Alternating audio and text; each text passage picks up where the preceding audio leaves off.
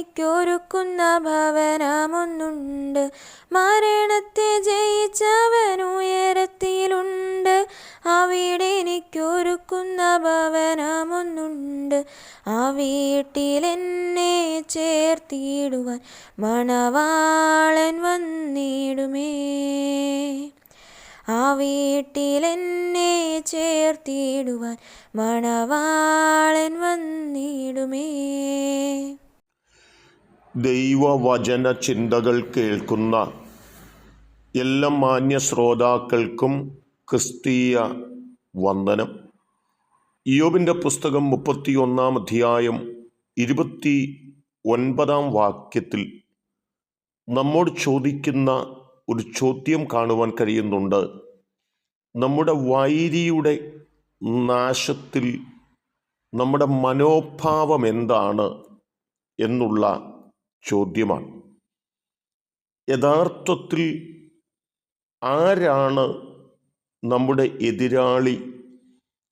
ആരാണ് നമ്മുടെ ശത്രു എന്നൊക്കെ ചോദിച്ചാൽ, എഫേസ്യ ലേഖനത്തിൽ പൗലോസ് പറയുന്നത്, നമുക്ക് പോരാട്ടമുള്ളത് ജഡരക്തങ്ങളോടല്ലെന്നും വാഴ്ചകളോടും അധികാരങ്ങളോടും അന്ധകാരത്തിൻ്റെ ലോകാധിപതിയോടും സർവ്വലോകത്തിലെ ദുഷ്ടാത്മസേനയോടുമാണെന്നും അവരാണ് നമ്മുടെ വൈരികൾ, നമ്മുടെ എതിരാളികൾ എന്നും ഓർപ്പിക്കുന്നു. എങ്കിലും പലപ്പോഴും അത് മനസ്സിലാക്കുവാൻ കഴിയാതെ ജഡരക്തങ്ങളോട് പോരാടുന്നത് നാം കണ്ടുകൊണ്ടിരിക്കുന്ന ഒരു ലോകത്താണ് നാം ഉള്ളത്.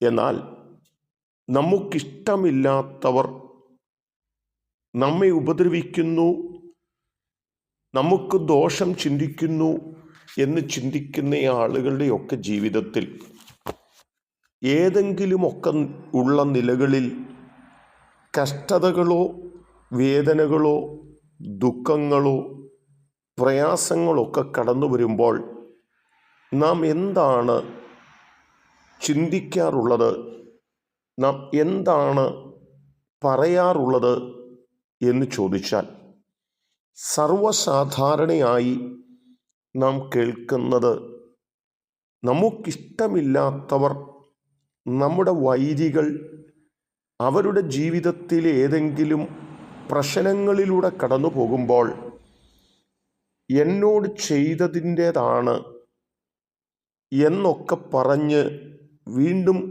അവരെ പരിഹസിക്കുവാൻ ആഗ്രഹിക്കുമ്പോൾ, ദൈവത്തിൻ്റെ ആത്മാവുള്ള ഒരു മനുഷ്യനെ സംബന്ധിച്ചിടത്തോളം അവൻ്റെ എതിരാളികൾ മനുഷ്യരല്ലെന്നും അവനെ ഉപദ്രവിക്കുന്നവരുടെ ജീവിതത്തിൽ പോലും ഒരു കഷ്ടത വരുമ്പോൾ സന്തോഷിക്കുന്ന മനോഭാവമല്ല, ആ വാർത്തയിൽ ദുഃഖിക്കുന്നവരായിത്തീരുന്നു എന്നും നമുക്ക് മനസ്സിലാക്കുവാനായിട്ട് കഴിയും.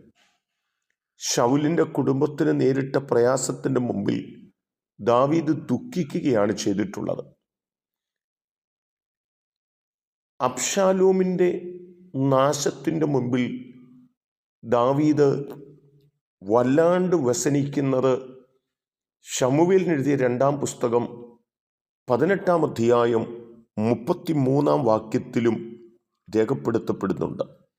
മറ്റൊരാളിൻ്റെ നാശത്തിൽ നാം സന്തോഷിക്കുന്ന ഒരു മനോഭാവമുള്ളവരായിട്ടല്ല, അവരുടെ നാശത്തിൽ, അവരുടെ വീഴ്ചയിൽ, അവരുടെ തകർച്ചയിൽ അവരെയും താങ്ങുന്നവരും അവരോട് ചേർന്ന് നിൽക്കുന്നവരുമായി നാം തീരണമെന്നും, ഇന്ന് അവരാണ് വീണതെങ്കിൽ നാളെ നമുക്കും വീഴ്ചകളും നാശങ്ങളും സംഭവിക്കപ്പെടാം എന്ന് ചിന്തിച്ചുകൊണ്ട് മറ്റുള്ളവരെ കൂടെ അവരുടെ കഷ്ടതയിൽ, അവരുടെ നാശത്തിൽ ചേർത്ത് പിടിക്കുന്ന ഒരു മനോഭാവമുള്ളവരായി നമുക്ക് തീരാം.